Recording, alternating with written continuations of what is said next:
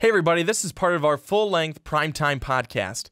You can check it out on Blog Talk Radio, iTunes, YouTube, plenty more. I hope you enjoy. And Brandon, let's move on.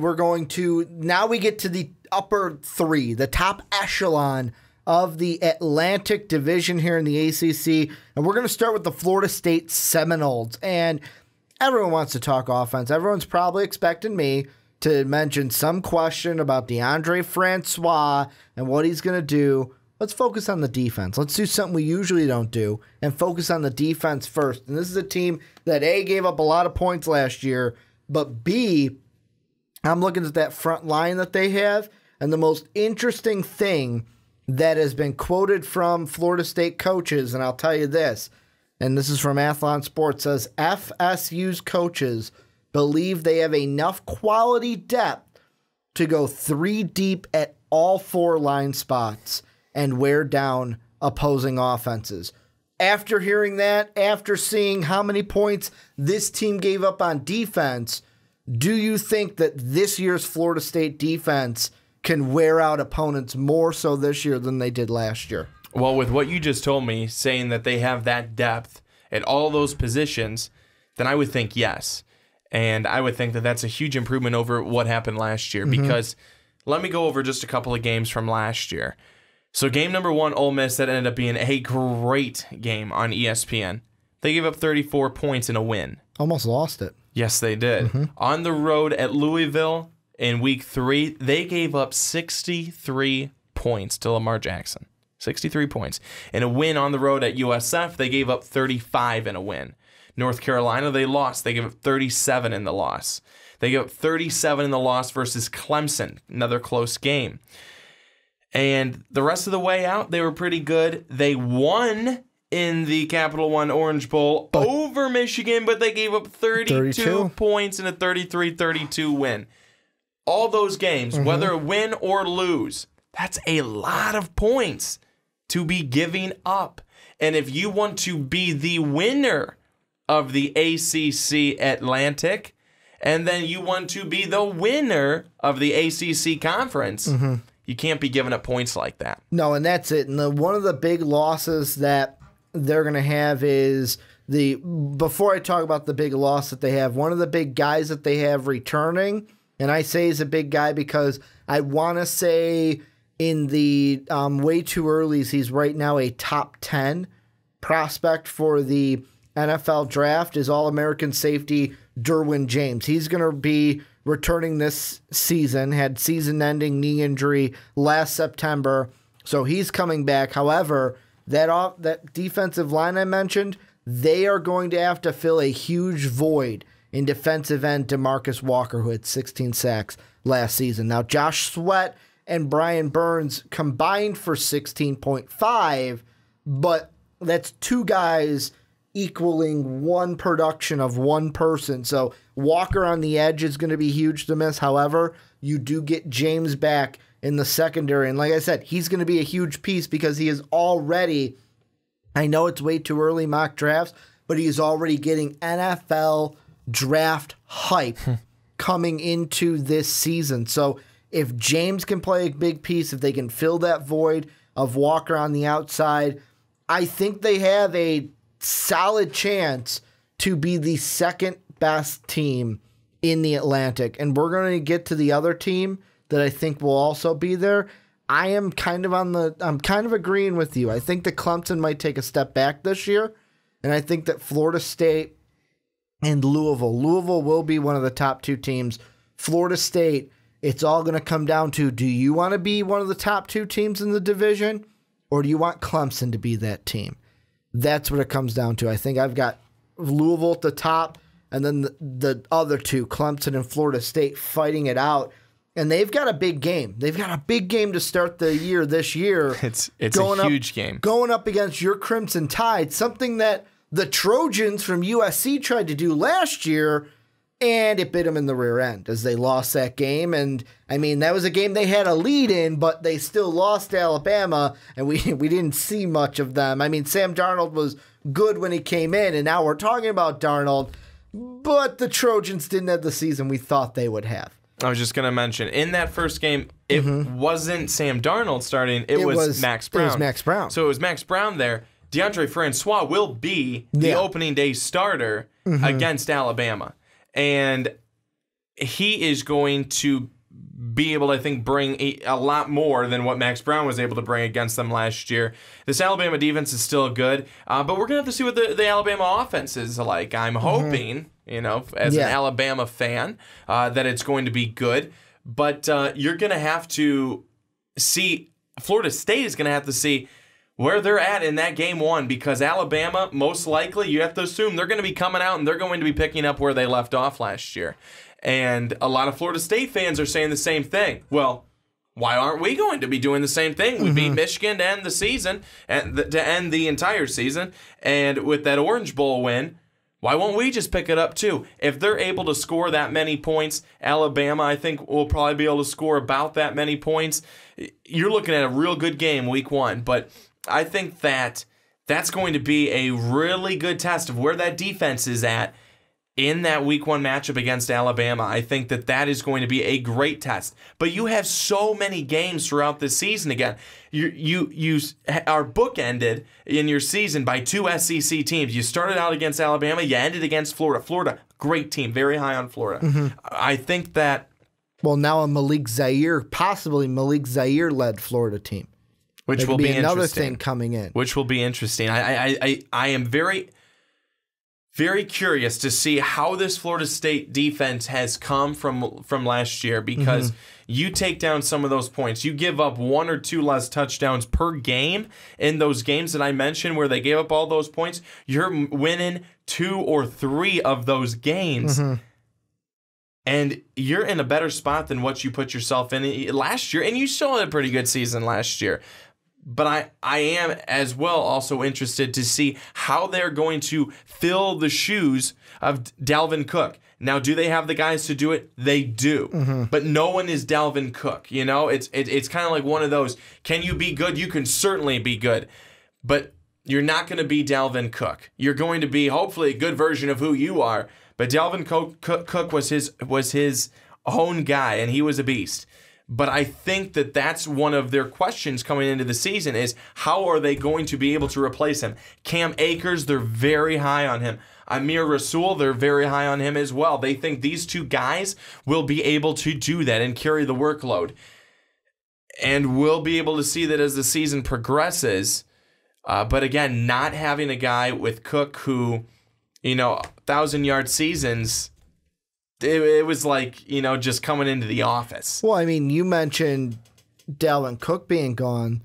They're also losing their top receiver from last year in Travis Rudolph. So that means to me, the next thing I look at is junior wideout Naquan Murray. What kind are you going to step up and be the star for DeAndre Francois? Because this team, and this is the first team of our previews that we're going to get to, that we can actually ask the question, is this a college football playoff team? Because this team always has sky-high expectations. That's what their fans expect from this team. And, yeah, they were 10-3 last season, but there's a few people saying, yeah, well, it was a disappointing 10-3 season last year, where there are people like myself who are Fighting Illini fans going, I would kill for about half those wins. I'll take half of them if you don't want them, Florida State. I'll be happy with a 5-6 win season for my Fighting Illini. But it's a program that their fans hold them to a high standard. And you mentioned the Florida game. Another thing I look at that, you say bookends with SEC opponents. Go just 14 days prior to that Florida game, they're playing Clemson. So they get Clemson. 2 weeks later, boom, you've got Florida. And right in the middle of they've that, got they've got State. a cupcake game. They've got and Delaware I see what they were doing. But I see exactly what they were doing. But I understand where they're coming from on that one. They didn't want to buy, but they wanted to buy. Yeah, absolutely. Of course they did. I think the final big question for me would be, what is the next step for DeAndre Francois? College football playoff. What's his next step? I mean, the guy's already been considered in Heisman Trophy, a Heisman Trophy candidate, last year. and he's already been seen as that. He's obviously a good quarterback, and he's done a really good job, I think, of being able to really take hold of that position and do a solid job, and he has. He's done a very, very nice job. I think that you're right. If he cannot, in these next couple of seasons, if he is unable to get to the college football playoff, he'll be disappointed. Obviously other people will be disappointed, but he himself, that's a disappointment to him, because I do believe that's his next leap.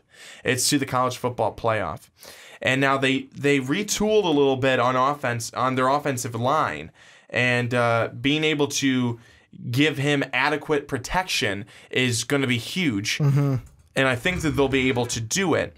He was 4-2 last year against ranked teams, which is pretty good. And again, we brought it up at the very top of the segment. Number 1 to start off the season, Alabama. And that is going to be a huge test, and possibly the biggest test of the season. When you play Alabama number 1, and then you have anyone else, you have all these other teams behind you, doesn't matter who they are, in my opinion, Alabama is the number 1 test because they're the number 1 defense. You know what DeAndre Francois has to look forward to? Since Jimbo Fisher took over in 2010, these have been the Florida State quarterbacks and the round and pick they were selected in. 2011 draft, Christian Ponder, 12th overall, first round. He did well for himself. He got Samantha Ponder. E.J. Manuel, 16th overall, first round pick. Jameis Winston, first overall, first round pick. That's the thing he's looking forward. Like Jimbo Fisher, there is one thing that he's been able to do since taking over the head coaching job of the Florida State Seminoles. You play quarterback for my team, I'll get you drafted in the first round. That's what he's... Ponder, Manuel, Winston, all have been first-round talents. That's what he's got to be able to look forward to. However, how do you get there nowadays? Winston only had a national championship before this system got put in place.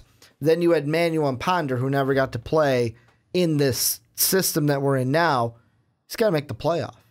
And how do you make the playoff? I don't think that Alabama game is you lose it and you're not in the playoff. No. However, that Alabama game is going to be, win or lose, is going to be an important game for this team, because if they win, it shows we just beat Alabama. You guys can beat anyone on this goddamn schedule. That's what I would say. If you lose, then it says, now you know how far we are from the playoff, because that's who will... If you want to win the national championship, that's who you're going to have to beat. That's what I would say is Jimbo Fisher. If you go and lose that game, you walk in and say, you want to be national champions, you got to work yourself to get back to that level, to get to their level. Because if you don't beat Alabama, you ain't winning a national title. They've gone the last 2... I know Clemson has gone too, but Alabama has gone the last 2 years.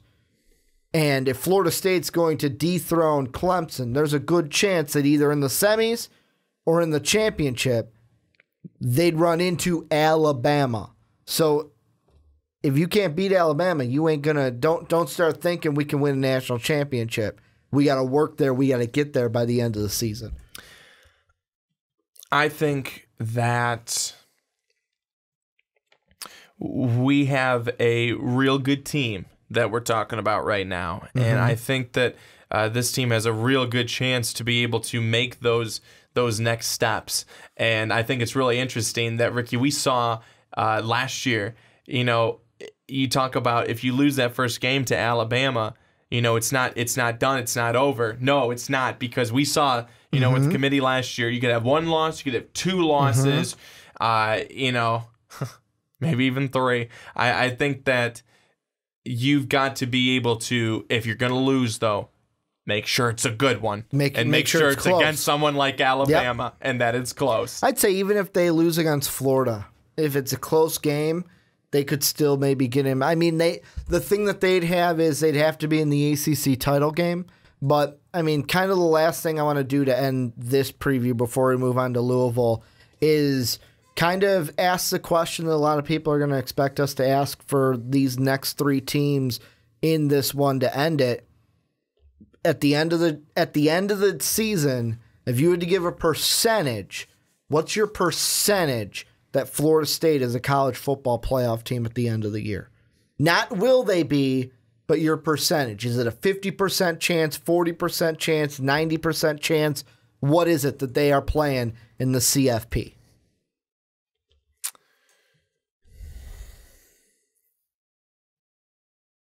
I'll give them a 70. I was going to go 75. And the reason why is because I think it's literally going to be, I think that they are going to upset Clemson, although it is on the road in Death Valley, and that is a great environment to play in, especially with the whole, like, they bring the bus all the way around to the top, they let the players run down the mountain. It's going to be an atmosphere, and that game is going to be hyped on November 11th, just one day after our own Dave Oster's birthday. It's going to be his birthday weekend. How about is that? The game that they play Clemson, but I'm going to go 75% because the other team I think that's going to rival them for the Atlantic crown is who we're talking about next, in the Louisville Cardinals. But before we get to them, Florida State fans, let us know what you guys think down below in the comment section about your team and about the Seminoles coming into 2017. Let us know down below in the comment section. Hey everybody, thanks so much for watching. I hope you enjoyed a lot of emotion. If you want more, click this video right over my left shoulder. You will certainly not regret it.